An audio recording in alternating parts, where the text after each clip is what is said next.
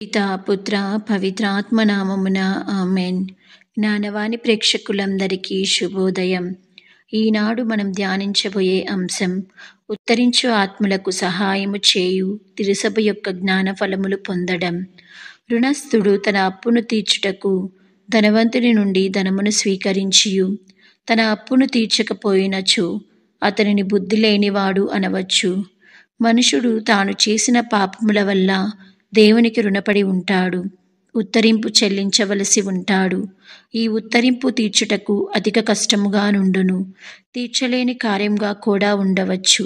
కానీ ఈ ఉత్తరింపును తీర్చుటకు తిరుసభ జ్ఞానఫలములు అను నిధి మనకు కలదు. ఆ నిధి నుండి ఉత్తరించు ఆత్మలకు సహాయము చేయవచ్చు. తిరుసభ జేసునాథుని వెలలేని పుణ్యఫలములను, పునీతుల ఫలములను మనకు బహుమానముగా పంచి ఇచ్చి ఉన్నది. ఆ ఫలముల ద్వారా మన ఉత్తరింపును చెల్లించవచ్చు, ఉత్తరించు ఆత్మలకు సహాయము చేయవచ్చు. 7 దేవద్రవ్యానుమానముల ద్వారా కూడా మనం మితిలేని ఫలములు పొందవచ్చు. ఆధ్యాత్మిక ఫలములు 2 రకములు: పరిపూర్ణ ఫలము, ప్రత్యేక ఫలము. పరిపూర్ణ ఫలము అనగా పాపము వలన రాదగు అనిత్య దండనను పూర్తిగా తొలగించు ఫలము. ప్రత్యేక ఫలమనగా పాపమునకు రాదగిన అనిత్య శిక్షలో కొన్ని దినములు లేక కొంతకాలమును మాత్రమే తొలగించు ఫలము. 40 రోజులు, 100 రోజులు, 7 సంవత్సరములు, 10 సంవత్సరములు మొదలగునవి ప్రత్యేక ఫలములు అనబడును. పరిపూర్ణ ఫలములు కాని ప్రత్యేక ఫలములు కాని పొందవలేనని లేక పొందిన ఫలములను ఇతరుల కొరకు అర్పింపవలేనన్న చావైన పాపము లేక దేవ ఇష్ట ప్రసాద స్థితిలో ఉండవలేను.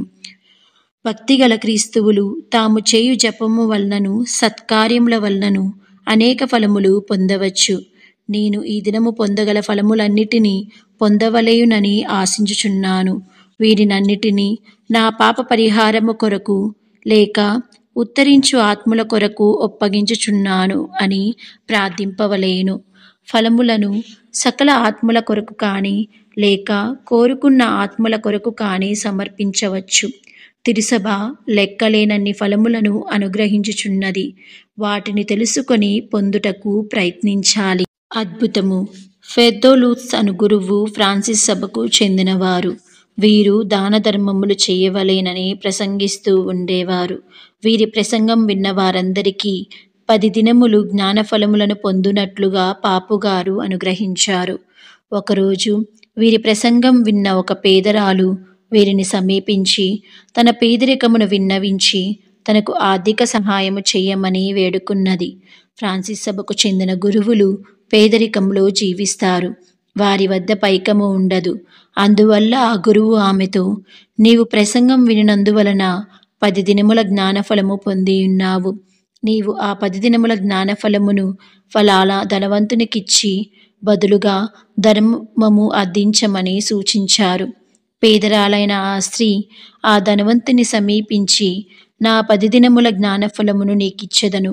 బదులుగా ఈ 10 దినముల ఫలమును త్రాసులో పెట్టి తూచాగా ఎంత బరువు ఉండునో అంత బరువు గల పైకము నాకిమ్మని కోరింది. ఆ మాటకి ధనవంతుడు నమ్మి, అలాగూనేనని కానిమ్ము, నీ 10 దినముల ఫలమును ఒక కాగితంపై రాయమనెను. అలాగే ఆమె రాసి ఆ కాగితమును త్రాసులో ఒక వైపున ఉంచగా ధనవంతుడు మరి ఒక పక్కన వెండి నాణ్యములు పెట్టెను. చీటీ అధిక బరువుగా నున్నందుచేత 5, 10, 20, 50 వెండి నాణ్యముల వరకు వేసి తూచినను ఆ చీటీ బరువుగానే ఉండెను. ధనవంతుడు ఆశ్చర్యపోయాడు. ఆమెకు అవసరమైనంత పైకము సంతోషముగా ఇచ్చి పంపించాడు. తిరుసభ దయచేసిన జ్ఞానఫలముల విలువను గుర్తించి మారు మనసు పొంది ఉత్తమ క్రైస్తవుడిగా రూపొందాడు. జపము. మధురమైన జేసువా, ఉత్తరించు స్థలములోని ఆత్మలపై కనికరమును చూపండి. మా కొరకు మీరు మనుజుడై జన్మించి స్లీవ మరణం పొంది రక్షించారు కదా. ఉత్తరించు ఆత్మల వేదనలు, దీనస్థితిని జ్ఞాపకం చేసుకొనండి. మీ తిరుమరణ ఫలమును చూచి వారు చెల్లించవలసిన పరిహారమును మన్నించండి. దయగల జేసువా, మీ తిరు రక్తము ఆ ఆత్మల మీద పడి వారి వేదనలను తొలగించవలేనని ప్రార్థించుచున్నాము. ఆమెన్. సత్క్రియ. ఉత్తరించు ఆత్మల కొరకు జపమాలను జపించండి. సుకృత జపము. జేసు మరియా జోజప్పగారా, ఉత్తరించు ఆత్మల మీద దయగానుండండి. ఆమెన్.